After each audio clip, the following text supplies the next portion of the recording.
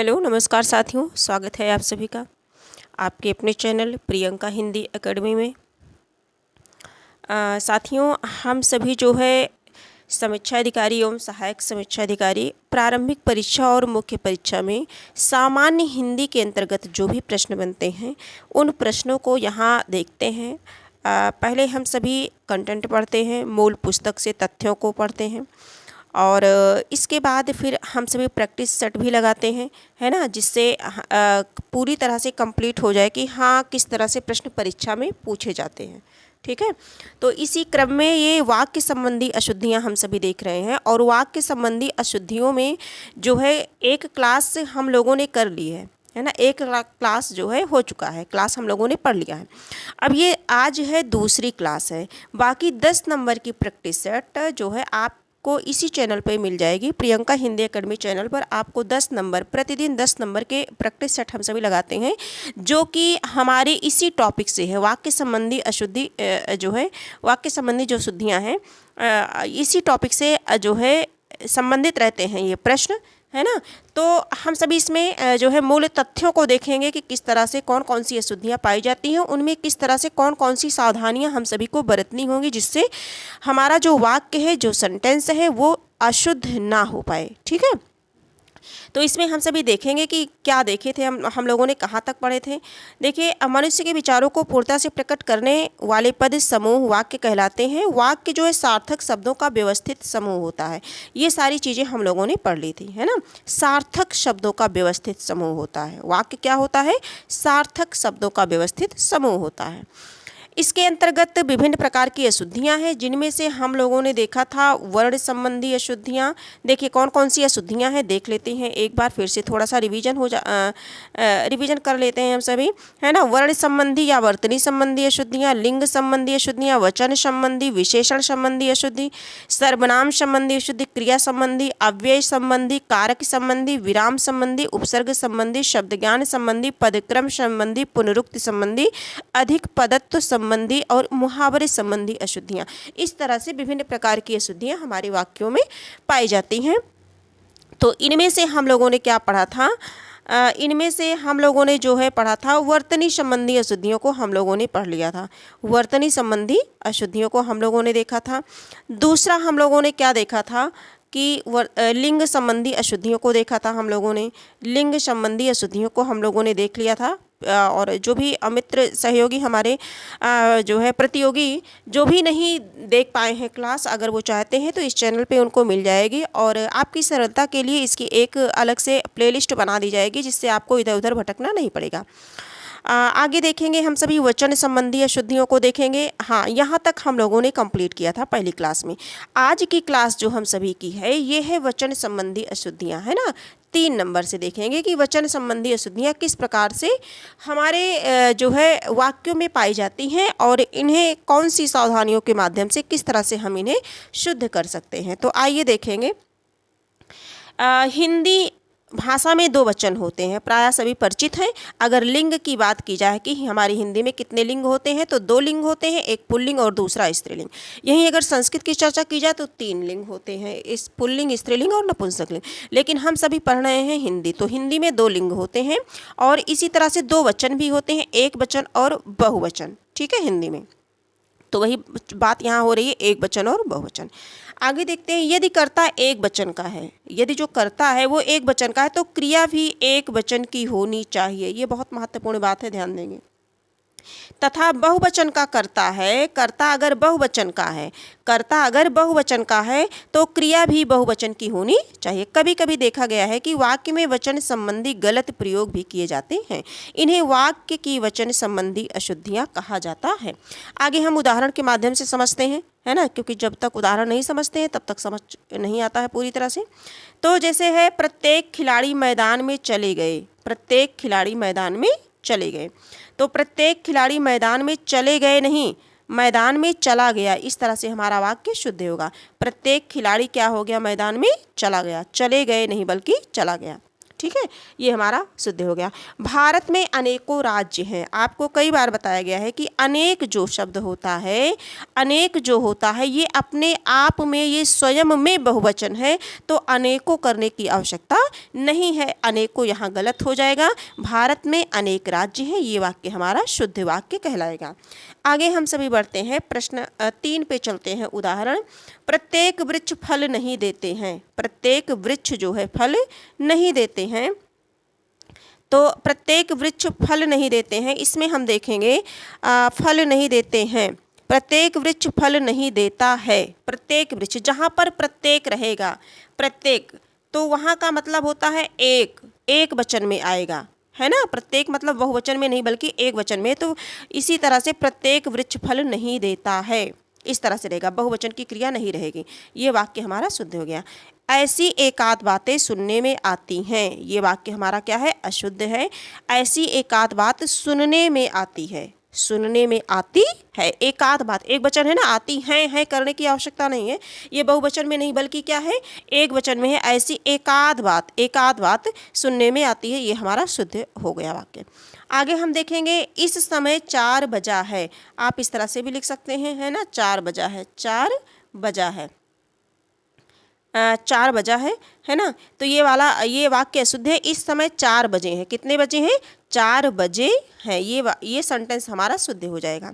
आगे देखेंगे हम सभी विशेषण संबंधी अशुद्धियों को देखते हैं। विशेषण संबंधी अशुद्धियाँ, विशेषण संबंधी अशुद्धियाँ, इनमें देखेंगे हम सभी, जो हिंदी भाषा में विशेषण का प्रयोग समुचित स्थान पर होना चाहिए। विशेषण क्या है, परिचित ही होंगे, जो संज्ञा और सर्वनाम की विशेषता बतलाने वाले शब्दों को हम विशेषण कहते हैं, है ना। यदि विशेषण उचित स्थान पर नहीं है तो वाक्य अशुद्ध हो जाता है और अपेक्षित अर्थ की प्राप्ति नहीं हो पाती है। विशेषण का प्रयोग विशेष से संज्ञा या सर्वनाम के लिंग वचन के अनुसार किया जाता है। संज्ञा या सर्वनाम के लिंग वचन के अनुसार किया जाता है।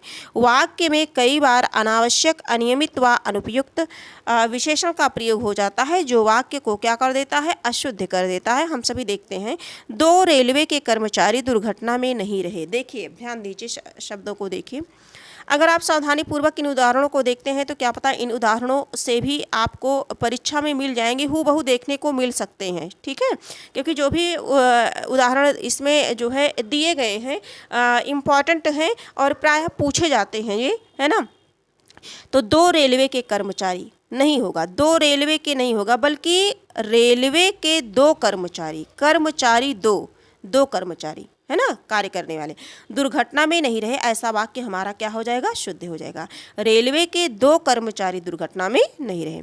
आगे हम देखेंगे, यहाँ गाय का दूध मिलता है, यहाँ शुद्ध गाय का दूध मिलता है। देखिए, गाय सभी शुद्ध होती हैं, शुद्ध अशुद्ध गाय की बात नहीं होती है, बल्कि जो दूध होता है हमारा वो शुद्ध अशुद्ध पर डिपेंड करता है, निर्भर करता है कि शुद्ध है या अशुद्ध है। तो यहाँ ये वाक्य हमारा जो है अशुद्ध है, ठीक है।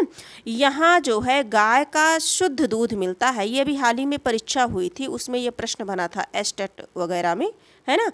तो TGT, PGT, UP TET, S TET, super TET, इन सभी में ये वाक्य संबंधी अशुद्धियों से प्रश्न बनते ही बनते हैं और ये सारे प्रश्न उसमें किए भी जाते हैं, तो ये सभी के लिए महत्वपूर्ण है।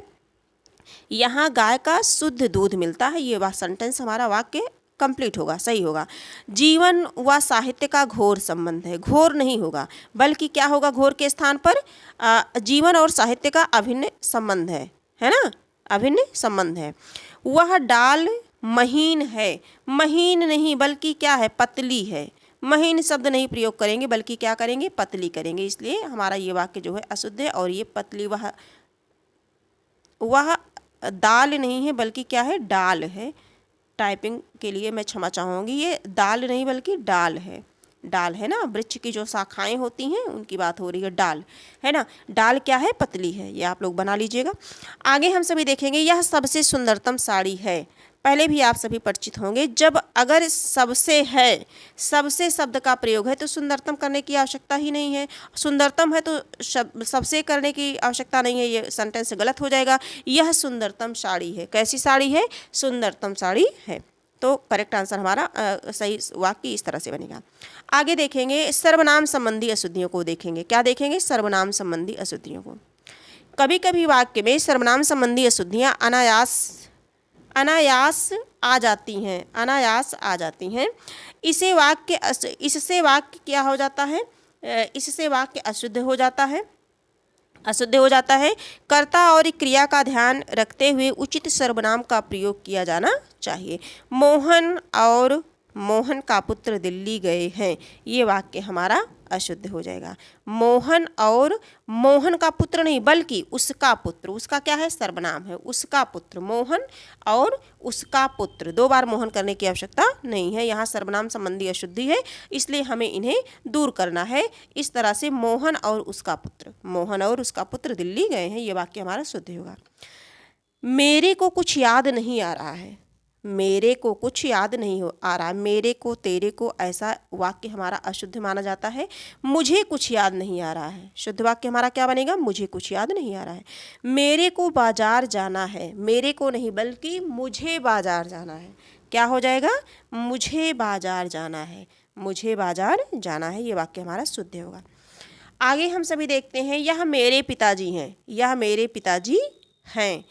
तो सम्मान सूचक के लिए जो है, जो अपने से बड़े होते हैं, है ना, उनके लिए हैं का प्रयोग, जैसे यह मेरे पिताजी हैं, यह मेरे पिताजी हैं, ठीक है, ये वाक्य शुद्ध हो जाएगा।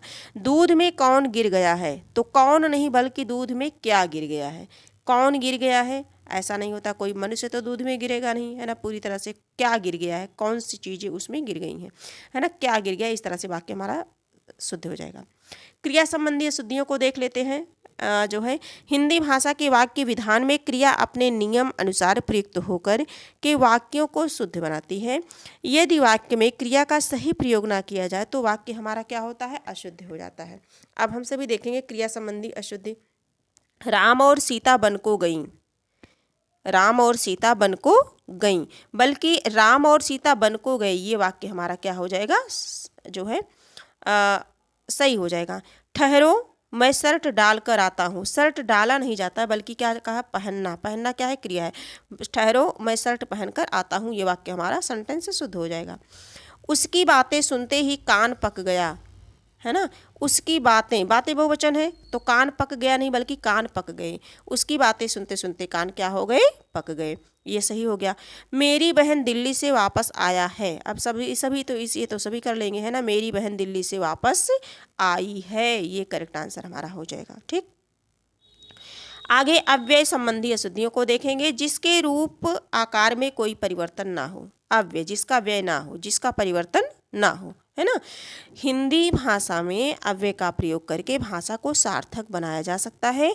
यह अव्यय शब्द जब वाक्य में प्रयुक्त होते हैं तब वाक्य को अर्थ प्रदान करते हैं। यह दिन का प्रयोग उचित रूप में ना हो तो अपेक्षित, यदि इनका प्रयोग, यदि टाइपिंग मिस्टेक है, यदि इनका प्रयोग उचित रूप से ना हो तो अपेक्षित अर्थ की प्राप्ति नहीं हो पाती है। तो आगे देखेंगे हम सभी इसमें आज किस तरह से होता है। वह अत्यंत ही सुस्त है, अत्यंत ही सुस्त है, अत्यंत सुस्त है रहेगा, ही शब्द का प्रयोग नहीं रहेगा, ये अनावश्यक है। यद्यपि वह गरीब है फिर भी ईमानदार है, ये अशुद्ध है। यद्यपि वह गरीब है तथापि, देखिए यद्यपि के साथ हम क्या प्रयोग करेंगे? तथापि प्रयोग करेंगे, है ना, और यद्यपि के साथ तथापि का प्रयोग होगा तो ये हमारा वाक्य शुद्ध हो जाएगा। आगे देखेंगे वह अवश्य ही चला जाएगा, अशुद्ध है, वह अवश्य चला जाएगा, है ना, अनावश्यक शब्दों का प्रयोग इसमें नहीं करना है, वह अवश्य चला जाएगा, ये वाक्य शुद्ध हो जाएगा। यदि कटरे से आता, कटरे से आता, टा है ये, कटरे मार्केट, है ना, आना, कटरे से आना, तब समोसे लेते आना, ये वाक्य शुद्ध है। यदि कटरे से आना तो समोसे लेते आना। देखिए यदि के साथ तो लगेगा, यद्यपि के साथ तथापि लगेगा, यद्यपि के साथ तथापि लगेगा, यदि के साथ तो लगेगा, ये सारी चीज़ें हम सभी को याद होनी चाहिए। ठीक है, कि किसके साथ क्या लगता है। और आगे हम सभी देखेंगे ऐसा कदापि भी संभव नहीं है। अभी ये सेंटेंस आपको बताया गया कि भी अनावश्यक शब्द अव्यय का प्रयोग नहीं करना है हम सभी को, ऐसा कदापि संभव नहीं है, ये वाक्य हमारा सेंटेंस शुद्ध कहलाएगा। ठीक, अब हम सभी देखेंगे कारक संबंधी अशुद्धि को देखेंगे। कौन सी अशुद्धि? कारक संबंधी अशुद्धि को देखेंगे। वाक्य में कारक संबंधी गलत प्रयोग भी किए जाते हैं, हमारे वाक्यों में कारक संबंधी गलत प्रयोग भी किए जाते हैं जिस कारण वाक्य अशुद्ध हो जाता है। इन अशुद्धियों को कारक संबंधी अशुद्धियां कहा जाता है। अगर उदाहरण के रूप में हम सभी देखना चाहेंगे, मैं सारी पुस्तक पढ़ डाली, अशुद्ध वाक्य है। अगर इसे सही किया जाएगा तो मैंने सारी पुस्तक पढ़ डाली, मैंने क्या की, सारी पुस्तक पढ़ डाली, ये वाक्य हमारा शुद्ध हो जाएगा। वह लड़का, अगला देखेंगे, वह लड़का पिता है, अशुद्ध है। वह लड़के को पिता है ना। वह लड़के को पिता, लड़के का पिता है। ये भी मैं बताऊंगी आप सभी को, लड़के को पिता, लड़के का पिता है ना, लड़के का पिता है। आगे देखती हूँ, मैं शीतल जल को पी रहा हूँ, मैं शीतल जल पी रहा हूँ। को लगाने की आवश्यकता नहीं है, मैं शीतल जल पी रहा हूँ, मैं शीतल जल पी रहा हूँ, ये शुद्ध हो जाएगा। लड़की झूले पर से गिर गई, झूले से गिर गई, है ना। अनावश्यक शब्दों का प्रयोग जो है नहीं करना है हमें। वह लड़की जो है क्या हुआ, झूले से गिर गई, झूले पर से गिर गई, में पर ऊपर कारक चिन्हों का प्रयोग अनावश्यक है। पिताजी समाचार पत्र को पढ़ते हैं, ये वाक्य अशुद्ध हो जाएगा। ये प्रश्न बनता है, पिताजी समाचार पत्र पढ़ते हैं, पिताजी समाचार पत्र पढ़ते हैं। अगर पढ़ रहे हैं, समाचार पत्र पढ़ रहे हैं, है ना, को अपने आप में इसमें छिपा हुआ है, अनावश्यक शब्द लिखने की क्या आवश्यकता है, कारक का प्रयोग नहीं करना है अनावश्यक। तो पिताजी समाचार पत्र पढ़ते हैं, ये वाक्य सेंटेंस हमारा शुद्ध हो जाएगा। अब हम देखते हैं विराम चिन्ह संबंधी अशुद्धियाँ। क्या देखेंगे, विराम चिन्ह संबंधी अशुद्धियाँ देखेंगे। देखिए, हमारा मानना है कि ये जो परीक्षा करीब है और ये क्लास थोड़ी सी लंबी हो जाएगी, लेकिन हाँ, एक क्लास में इस मैं पूरी तरह से समाप्त करना चाहती हूँ, जिससे फिर प्रैक्टिस ही रहे, तो हम सभी प्रैक्टिस को करते रहेंगे, ठीक है। तो बोर मत होइएगा, क्लास है, आप स्पीड बढ़ा के भी देख सकते हैं।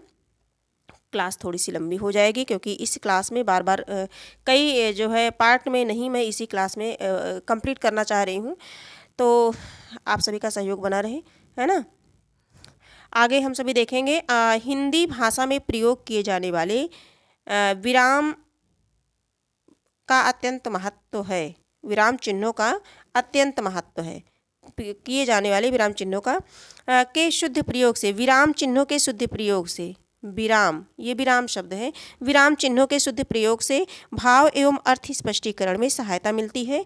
यह विभाग में यदि इतनी मिस्टेक कहाँ से हो गई, यदि वाक्य में विराम चिन्हों का उचित प्रयोग ना हो तो अपेक्षित अर्थ की प्राप्ति नहीं हो पाती है। इतना सभी समझ रहे हैं, है ना। ये आप, इसके लिए मैं क्षमा प्रार्थी हूँ, ये विराम चिन्ह है, ठीक है। आगे हम देखेंगे, आप जाएंगे क्या, आप जाएंगे क्या, ये अशुद्ध वाक्य होगा। शुद्ध वाक्य होगा हमारा, क्या आप जाएंगे, क्या आप जाएंगे, और ये जो है प्रश्नवाचक चिन्ह का प्रयोग है, ठीक है। आगे हम सभी देखेंगे, अरे मोहन तुम भी आ गए, ये अशुद्ध वाक्य है। अरे मोहन, यहाँ विराम चिन्ह का प्रयोग किया जाएगा, अरे मोहन, अरे मोहन, है ना। ये विराम, ये जो है ये चिन्ह यहाँ हम प्रयोग करेंगे, ठीक है। तुम भी आ गए, ये हमारा वाक्य शुद्ध हो जाएगा। आपकी यात्रा मंगलमय हो, आपकी यात्रा मंगलमय हो। तो इस तरह से पूर्ण विराम नहीं रहेगा, बल्कि ये जो है आपकी यात्रा मंगलमय हो, इस तरह से हमारा वाक्य शुद्ध हो जाएगा। आगे देखेंगे, जो है, अब आपका स्वास्थ्य कैसा है, अब आपका स्वास्थ्य कैसा है। तो यहाँ प्रश्नवाचक चिन्ह लगेगा, अब आपका स्वास्थ्य कैसा है, क्योंकि प्रश्न किया जा रहा है, इस तरह से हमारा वाक्य शुद्ध हो जाएगा। उपसर्ग प्रत्यय संबंधी अशुद्धि को देखेंगे। हिंदी भाषा में वाक्य रचना के अंतर्गत ऐसे अनेक शब्द प्रयोग किए जाते हैं जिनमें उचित उपसर्ग एवं प्रत्ययों का प्रयोग नहीं होता है, जिससे वाक्य संरचना क्या होती है, अशुद्ध हो जाती है, जिससे वाक्य संरचना अशुद्ध हो जाती है। आगे देखेंगे, तुम बेफिजूल बोल रहे हो, तो ये अशुद्ध वाक्य है। तुम फिजूल बोल रहे हो, वे लगाने की आवश्यकता नहीं है ना, बे उपसर्ग लगाने की आवश्यकता नहीं है, बल्कि तुम फिजूल बोल रहे हो, बेफिजूल नहीं, तुम फिजूल बोल रहे हो, इस तरह से हमारा सेंटेंस शुद्ध होगा। उनकी वाणी बहुमूल्य है, उनकी वाणी बहुमूल्य नहीं है, बल्कि क्या है, अमूल्य है, उसकी कोई कीमत नहीं है, उसकी कोई कीमत नहीं चुका सकता है, अमूल्य है, ये सेंटेंस शुद्ध हो जाएगा। वह सकुशलता पूर्वक, सकुशलता नहीं, साकुशल पूर्वक, है ना। वह साकुशल पूर्वक, वह साकुशल पूर्वक, ठीक, अपने घर चला गया, ये वाक्य शुद्ध होगा। आगे हम सभी देखते हैं, सभी अपना सामान एकत्रित कर लो, अशुद्ध वाक्य, सभी अपना सामान क्या है, एकत्रित कर लो, सभी अपना सामान एकत्रित कर लो। सभी अपना सामान एकत्र कर लो। एकत्रित हमारा शब्द जो है अशुद्ध हो जाएगा। एकत्रित हमारा शब्द क्या होगा? अशुद्ध हो जाएगा। एकत्र कर लो ये हमारा वाक्य शुद्ध होगा। एकत्र कर लो ये हमारा वाक्य शुद्ध होगा। इस तरह से देखते हैं, है ना। एकत्र कर लो, एकत्रित अशुद्ध शब्द है, एकत्र कर लो ये हमारा शुद्ध है, एक वचन का प्रयोग। ठीक है, आगे हम सभी देखेंगे मुहावरे संबंधी अशुद्धियों को देखेंगे। हिंदी भाषा की वाक्य संरचना में मुहावरे एवं लोकोक्तियाँ, मुहावरे एवं लोकोक्तियों का प्रयोग कर वाक्य, थोड़ा सा मैंने सोचा कि बड़ा हो जाए, है ना, लेकिन इस चक्कर में जो है नहीं हो पा रहा है ना, क्योंकि हमारे जो सेंटेंस हैं ये थोड़ा सा बड़े हैं। ऐसे करने पे छोटा हो जाता है, लेकिन कोई नहीं, हाँ अब ये एडजस्ट हो गया। हिंदी भाषा की वाक्य संरचना में मुहावरे व लोकोक्तियों का भी प्रयोग होता है ना, जो वाक्य को इनके प्रयोग से भी अर्थपूर्ण बनाया जा सकता है। और अगर यही जो है इनका अनुचित प्रयोग करते हैं तो वाक्यों का सार्थक अर्थ, अपेक्षित अर्थ नहीं निकल पाता है।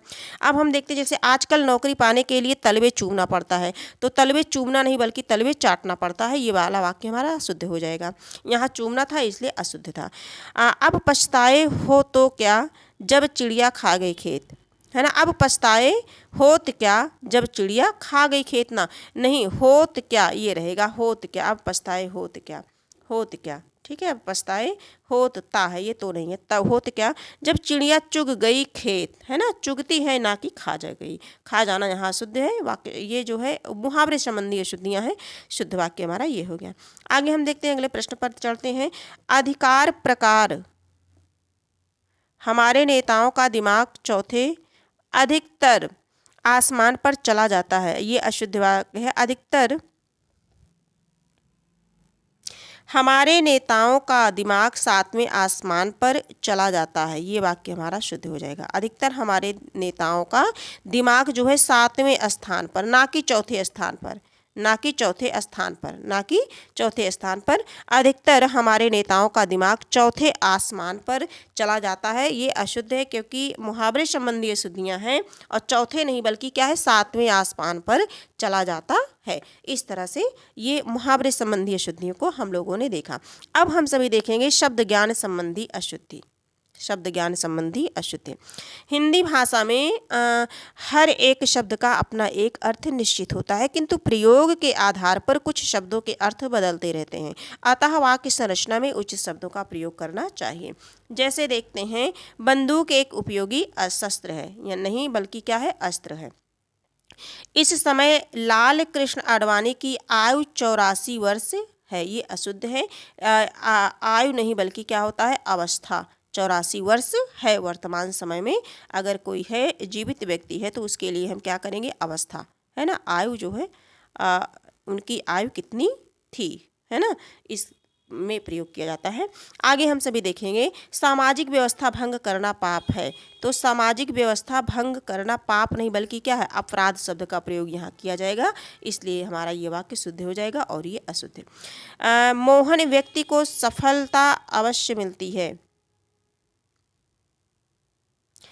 अशुद्ध वाक्य। कर्मवीर को सफलता अवश्य मिलती है, कर्मवीर को सफलता अवश्य मिलती है। अगली बार से ये विशेष ध्यान दिया जाएगा, है ना। इसके लिए मैं क्षमा प्रार्थी हूँ, क्योंकि टाइपिंग में थोड़ा सा कहीं कहीं हो गया है ना, तो इसके लिए मैं क्षमा प्रार्थी हूँ। बाकी मैं बोल दे रही हूँ, आप सभी इतने समझदार हैं, ये बना लीजिए, है ना। कर्मवीर को सफलता अवश्य मिलती है, कर्मवीर व्यक्ति को सफलता अवश्य मिलती है, ऐसा नहीं है, कर्मवीर को सफलता अवश्य मिलती है। कर्मवीर स्वयं में अपने आप में व्यक्ति, कर्मवीर को सफलता अवश्य मिलती है, ये वाक्य हमारा शुद्ध हो जाएगा। आगे देखेंगे पदक्रम संबंधी अशुद्धि देखेंगे, बहुत ज़्यादा लंबी क्लास नहीं है, बस थोड़ा सा बचा है ना। हिंदी भाषा में वाक्य संरचना के अंतर्गत शब्दों का एक निश्चित क्रम होता है, यह दिन यदि इनका क्रम अनियमित हो तो वाक्य संरचना विधान प्रभावित होता है और वाक्य हमारा अशुद्ध हो जाता है। देखेंगे, भीड़ में 4 पटना के भी व्यक्ति थे, ये अशुद्ध इसलिए हो गया क्योंकि भीड़ में पटना के भी 4 व्यक्ति थे, 4 पटना के नहीं, पटना तो एक ही है ना, पटना स्थान एक ही है, व्यक्ति 4 हो सकते हैं, ना कि पटना 4, ठीक है। तो यहाँ ये ध्यान देंगे। यह सरकारी महिलाओं का अस्पताल है ना, तो यह जो यह महिलाओं का जो है सरकारी अस्पताल है। महिलाएं सरकारी नहीं बल्कि सरकारी अस्पताल हमारा होता है। ये वाक्य तब हमारा शुद्ध होगा। आगे देखेंगे, मेरे लिए गीतों की एक पुस्तक ला दो। मेरे लिए गीतों की क्या ला दो? एक पुस्तक ला दो। मेरे लिए गीतों की एक पुस्तक ला दो, ये वाक्य हमारा शुद्ध है ना। अगर इसे अशुद्ध करना है तो मेरे लिए एक गीतों की पुस्तक ला दो। गीतों की एक पुस्तक, है ना, जिसमें बहुत सारी गीत हों, है ना, ये शुद्ध हो गया। और एक गीत की पुस्तक, तो ये जो है पुस्तक में तो बहुत सारी गीतें रहती हैं ना। आगे हम सभी देखेंगे पुनरुक्त संबंधी अशुद्धि देखेंगे। पुनरुक्त संबंधी अशुद्धियों को देखेंगे। पुनरुक्ति का मतलब होता है दोहराना, दोहराना, है ना। अब दोहराना वर्तनी की दृष्टि से भी देखिए, दोहराना नहीं बल्कि दोहराना होगा।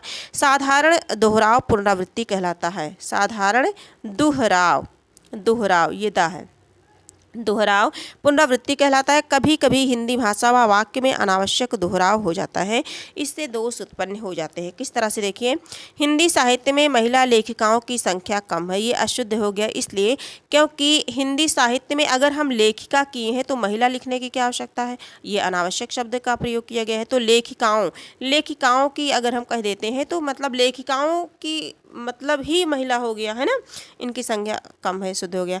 वे परस्पर एक दूसरे से उलझ पड़े हैं। वे परस्पर उलझ पड़े, परस्पर का मतलब ही होता है एक दूसरे के प्रति, है ना, एक दूसरे से। कोई अकेले तो होगा नहीं, अकेले के लिए परस्पर का प्रयोग किया भी नहीं जाएगा। आगे हम सभी देखेंगे,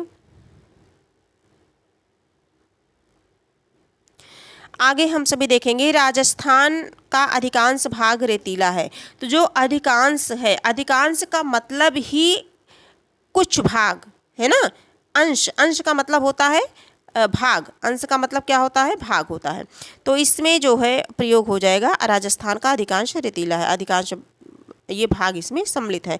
प्रातः काल के समय, जो प्रातः काल है वो प्रातः काल अपने आप में समय को सूचित कर रहा है, तो समय लिखने की आवश्यकता नहीं है, और अगर लिखते हैं तो ये अशुद्ध माना जाएगा। बाकी प्रातः काल इस तरह से।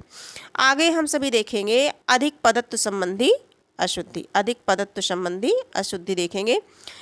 कभी कभी वाक्य में अधिक पदत्व संबंधी अशुद्धियों का भी प्रयोग हो जाता है। कभी कभी वाक्यों में अधिक पदत्व संबंधी अशुद्धियों का भी प्रयोग समावेश होने से हमारा जो वाक्य है वो अशुद्ध हो जाता है। माली जल से पौधों को सींच रहा है।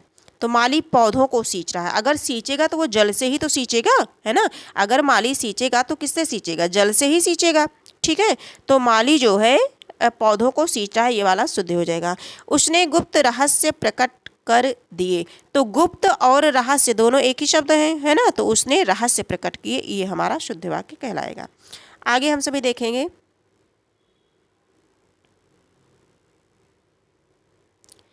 आगे देखेंगे हम सभी अगला प्रश्न जो है हमारा देखेंगे, उसने मानव ईश्वर की सबसे उत्कृष्टतम कृति है। अभी ये प्रश्न पहले भी बना था, तो सबसे है नहीं रहेगा, उत्कृष्टतम कृति है, इस तरह से हमारा वाक्य शुद्ध हो जाएगा।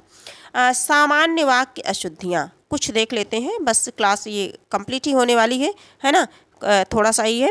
मेरे घर में केवल मात्र एक चारपाई है। ये वाक्य अशुद्ध इसलिए है क्योंकि मेरे घर में केवल एक चारपाई है, एक चारपाई है, एक चारपाई है, इस तरह से हमारा ये सेंटेंस शुद्ध होगा।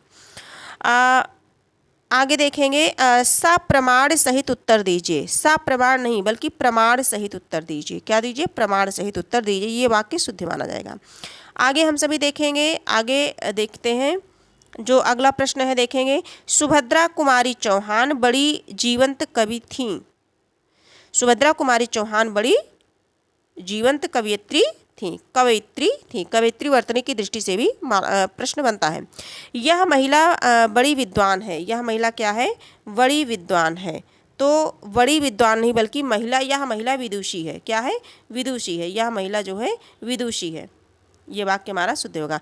देशभक्त बड़ी बड़ी आत्माओं को कहते हैं, अशुद्ध। देशभक्ति कठोर यात्राओं को कहते हैं।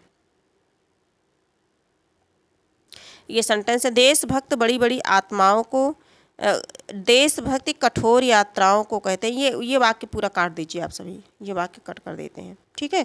तो आज हम लोगों ने वाक्य संबंधी अशुद्धियों को देख लिया है। वाक्य संबंधी अशुद्धियाँ जो भी थे हम लोगों ने नियम के अकॉर्डिंग देख लिया है ना, जिनमें हम लोगों ने देखा है वर्ण एवं वर्तनी संबंधी अशुद्धियाँ, लिंग संबंधी अशुद्धियाँ, वचन संबंधी अशुद्धियाँ, विशेषण संबंधी अशुद्धियाँ, सर्वनाम, क्रिया, अव्यय, कारक, विराम, उपसर्ग और पुनरुक्त पदक्रम संबंधी, शब्द ज्ञान संबंधी, अधिक पदत्व और मुहावरे संबंधी अशुद्धियाँ और कुछ अन्य अशुद्धियों को हम लोगों ने देखा है इस क्लास में। तो ये वाक्य संबंधी अशुद्धियाँ कंप्लीट हो गई हैं आज इस क्लास में। फिर हम मिलेंगे एक नई क्लास में मिलेंगे। हम सभी 10 प्रश्नों की प्रैक्टिस सेट कर रहे हैं, 10 प्रश्नों की प्रैक्टिस सेट कर रहे हैं। प्रीवियस ईयर क्वेश्चन पेपर है जो कि घटना चक्र से हम सभी करते हैं, जो विभिन्न प्रतियोगी परीक्षा में आए हुए प्रश्न है। चारों ऑप्शन को देखते हुए चलते हैं, तो उससे जो हमारी तैयारी है वाक्य संबंधी अशुद्धियों की, ये और बेहतर हो जाती है ना। तो मैं सजेस्ट करना चाहूँगी आप सभी को कि आप सभी ये क्लास जो है अवश्य देखें, और इसके साथ साथ जो 10 प्रश्नों की जो है श्रृंखला जो सीरीज चल रही है, ये भी आप अवश्य करें, क्योंकि बहुत ज़्यादा समय नहीं लिया जाता है। आप स्पीड बढ़ा करके बड़े आराम से उठते बैठते सोते जागते कहीं भी आप आते जाते देख सकते हैं, और आपको इससे परीक्षा में जो है सहयोग अवश्य मिलेगा। आज की क्लास यहीं तक है, फिर हम मिलेंगे एक नई क्लास के साथ मिलेंगे। क्लास आपको कैसी लगी? हाँ, थोड़ा सा इसके लिए मैं क्षमा प्रार्थी हूँ कि टाइपिंग मिस्टेक थोड़ा सा कहीं कहीं थी, तो वो उतना तो जो है दोबारा से ऐसा नहीं है, कोशिश करूँगी मैं, है ना। और बाकी अगर क्लास अच्छी लगी हो तो आप सभी लाइक, सब्सक्राइब और शेयर कर दीजिए अपने कुछ मित्रों तक। कमेंट में अपने सुझाव अवश्य लिखें, ठीक है। फिर हम मिलेंगे एक नई क्लास के साथ मिलेंगे, तब तक के लिए धन्यवाद।